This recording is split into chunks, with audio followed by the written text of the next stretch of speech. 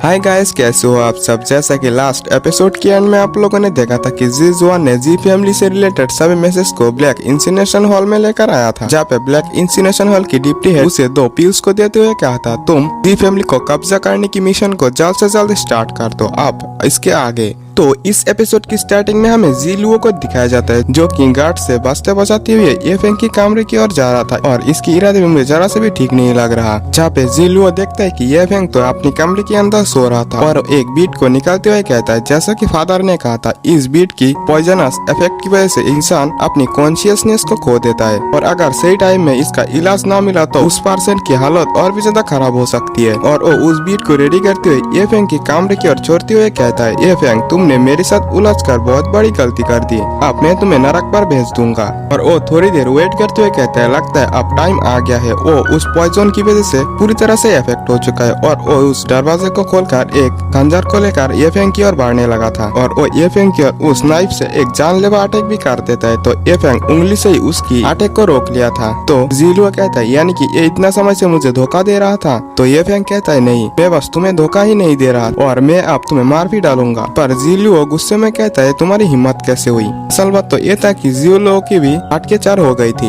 ये फेंग उसे पकड़ते हुए कहता है, ऐसा कोई चीज नहीं है जिसे मैं हिम्मत ना करूं। और वो अपनी पावर की मदद से वहाँ की पॉइजन को इकट्ठा करने लगा था। जैसे इकट्ठा हो जाता है तो उस पॉइजन को जीलुआ की मुंह में डाल दिया था। फिर ये फेंग कहता है, लगता है मैंने तुम्हारे लिए कुछ ज्यादा ही छोड़ दिया है। और जीलुआ भी उस पॉइजन की वजह से वहीं पे आत्महरा हो गया था। तो ये फेंग उसकी बॉडी को बाहर फेंक दिया था और फिर ये फेंग उस पॉइजन को चेक करते हुए कहता है, ये तो ब्लड स्पिरिट फ्लावर है। जी जुआन इतनी रेयर चीज मिलने के बाद ऐसा कर रहा है, लगता है जी जुआन की कोई सीक्रेट प्लान हो सकता है। और फिर तुरंत ही ये फेंग को कोई बाहर से बुलाता है। तो ये फेंग जैसे चेक करने के लिए चलता है तो वो देखता है कि ये तो लिंगलिंग है और वो लिंगलिंग से पूछता है, तुम इतना आधी रात पे मेरी कमरे में क्या कर रही हो। तो लिंगलिंग कहती है, मेरी नींद नहीं आ रही थी तो मैं इधर उधर भटक रही थी, लेकिन मेरी नजर एक पर्सन के ऊपर पड़ती है जो तुम्हारी कमरे की ओर आ रहा था, लेकिन मेरी कल्टीवेशन कम होने की वजह से मैं उसे पकड़ नहीं पाया। और हाँ, मैं बस यही पूछने के लिए आया था, क्या तुम ठीक हो। तो ये फेंग लिंगलिंग को अंतर बुलाते हुए कहता है, क्या जिस पर्सन को तुमने देखा था क्या वो वही है। और फिर हम लोग ये फेंग के कमरे के अंदर जी लुओ को देखते जो कि बेहोश था। तो लिंगलिंग ये देखते एकदम से चिल्लाने लगी थी। तो ये फेंग रोकते हुए कहता है, अरे चुप कर मेरी जान, बस कल तक तू इंतजार कर, मैं तुझे एक शो दिखाने वाला हूँ। और फिर सीन शिफ्ट तरह में सुबह की सीन को दिखाया जाता है, जहाँ पे जी फैमिली की मीटिंग हॉल में मीटिंग चल रहा था, जहाँ पे जी जुआन कहता है, मैंने आप लोगों को यहाँ पे बस किसी वजह से बुलाया है और वो वजह यह है कि क्या हमें एलेक्जेंडर गॉड ये फेंग के ऊपर विश्वास करना चाहिए। तो ये सुनते लिंगलिंग अपने हाथ उठाते हुए कहते हैं, हाँ बिल्कुल 100% करना चाहिए, क्योंकि मैंने ये फेंग की मेडिकल स्किल को अपनी आंखों से देखा है। वो यकीनन ग्रेट ग्रैंडफादर को आसानी से ठीक कर सकता है और इसके अलावा हमारे पास रास्ता भी कहाँ है। मैं सुनते जी फैमिली की थर्ड एल्डर जी को ही कहता है, जो पर्सन बस मारने ही वाला है उसके बारे में इतना कुछ करने की जरूरत ही क्या है। तो सेकंड एल्डर कहता है, क्या मरने ही वाला है, क्या आपको नहीं लगता कि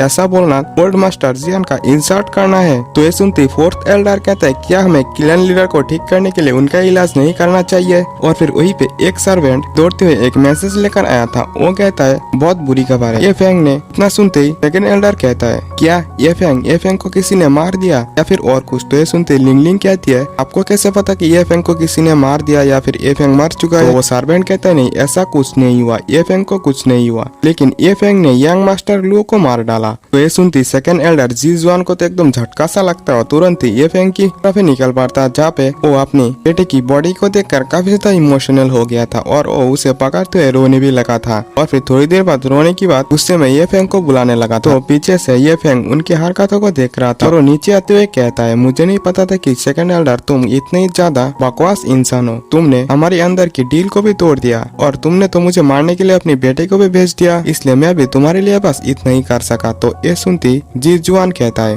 तुम किस बारे में बात कर रहे हो, तुमने तो मेरी बेटे को भी मार डाला और इसलिए आज मेरी है तो तुम्हारी मौत निश्चित है। और वो अटैक के लिए अपनी पावर्स को भी एक्टिवेट कर लिया था। तो दूर से जो लिंगलिंग इस चीज को देख रही थी वो कहती है, अंकल जुआन की पावर के हिसाब से वो तो विधान की पीक पर है, तो ये फेंग उसे कैसे हरा सकता है। और वो ये फेंग को रोकने के लिए आगे की ओर जाने लगा था। तो उसे सेकंड एल्डर रोकते हुए कहता है, हम लोग इसके अंदर इंटरफेयर नहीं कर सकते। और फिर ये फेंग और जुआन के अंदर फाइट स्टार्ट हो जाता है, जहाँ पे ये फेंग जुआन को बराबरी की टक्कर दे रहा था। फाइनली ये फेंग ने उसे हराते हुए पीछे भी कर दिया था। और फिर ये फेंग कहता है, तुम्हारे पास ब्लड स्पिरिट फ्लावर कहाँ से आया, तुम्हारी पावर के हिसाब से तो मुझे नहीं लगता कि तुम इसे हासिल कर पाओगे, सच सच बताओ तुम्हारी साथ कौन मिला हुआ है। वो ये सुनती जी जुआन गुस्से में कहते हैं ताक झाक करना बंद करो, और वह अपनी हेवन सर्विंग पंप से तुरंत ही येफेंग के ऊपर अटैक कर दिया था। लेकिन येफेंग ने तो उसके हाथों को ही पकड़ लिया था और येफेंग कहता है लगता है मैं तुम्हारे ऊपर बहुत ही ज्यादा दया दिखा रहा हूँ। वो अपने light of the blood line की पावर की मदद से उसके ऊपर एक पंच जड़ देता है, जिससे वो सीधा ही जाकर एक दीवार के टकराता है। जीजुआन कहता है तुम वेदन की 8 लेवल पर हो, लेकिन तुमने मेरी इस अटैक की सामना इतना आसानी से कैसे कर लिया। तो ये सुनते येफेंग कहता है ये सब छोड़ो, लगता है सेकंड एल्डर तुम्हें दुनियादारी के बारे में कुछ ज्ञान नहीं है, तुम्हें दुनिया को और भी ज्यादा गौर से देखना चाहिए। ये सुनते जुआन गुस्से में फिर से येफेंग के ऊपर अटैक कर देता है, लेकिन येफेंग ने तो बड़ी आसानी से उसके अटैक को रोकते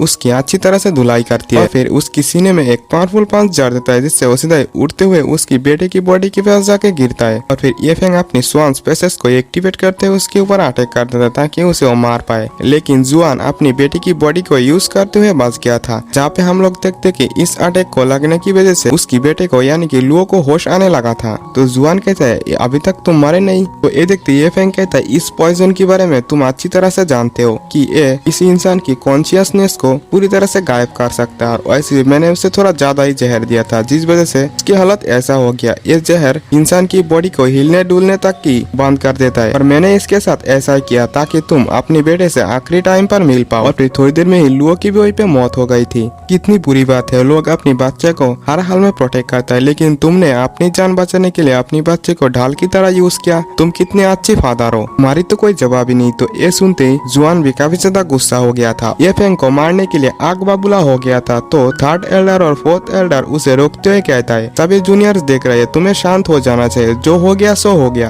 अब लुओ को अच्छे से रहना देना ही तुम्हारे लिए सही है। और वो लुओ की बॉडी को ऐसे ले जाते हुए कहता है मैं इस बात को नहीं भूलूंगा, मैं इसका बदला जरूर लूंगा। और फिर लिंग लिंग येफेंग के पास आते हुए कहता है येफेंग क्या तुम ठीक हो। येफेंग कहता है हाँ मैं ठीक हूँ, पर आज रात तो ओल्ड मास्टर जियान की कमरे में आके मिलना, क्योंकि मैं उसे ठीक करने वाला हूँ, और वैसे भी आज रात तुम घर से मत निकलना। तो लिंग लिंग कहती है पर क्यों। येफेंग कहते हैं आज रात तुम्हें वो पता ही चल जाएगा। और फिर सीन शिप पर हमें रात की सीन को दिखाया जाए, जहाँ पे जुआन जी फैमिली की सीक्रेट चैम्बर में पहुंच गया था, जहाँ पे जी फैमिली की सभी संपत्ति और ट्रेजर्स रखा हुआ था। और वो एक ट्रेजर को पकड़ते हुए कहता है यानी कि मेरी एक्सपेक्टेशन सही था, उस बुढ़े ने इस heaven and earth Holi mirror को यहाँ पे ही छुपाया है। येफेंग बच के रहना, आज रात तेरी मौत तो पक्की है। और वो ये ट्रेजर लेकर वहाँ से जाने लगा था, लेकिन पीछे से थर्ड एल्डर ने उन्हें रंगे हाथों पकड़ लिया था। ये देखते ही जुआन गुस्से में कहता है तुम लोग मेरे सामने से हट जाओ, मारना मैं सबको मार दूंगा। थर्ड एल्डर कहता है ब्रदर ये heaven and earth Holi mirror हमारी फैमिली की एक सीक्रेट ट्रेजर है, यहाँ तक कि ओल्ड मास्टर जियान भी इसकी पावर्स को कंट्रोल नहीं कर पाया था, तो आप इसे कैसे कर पाएंगे। आप तो उनकी तरह टैलेंटेड भी नहीं है, इसलिए मेरी रिक्वेस्ट ये है कि आप इसे वापस रख दो। तो ये सुनते जुआन कहता है तुम लोग मेरी सामने से हट जाओ, ये मेरी लास्ट वार्निंग है। तो फिर से थर्ड एल्डर कहता है पहले से जी फैमिली इस ट्रेजर की रखवाली करते आई है, तो मैं तुम्हें इसे ऐसे तो नहीं ले जाने दे सकता।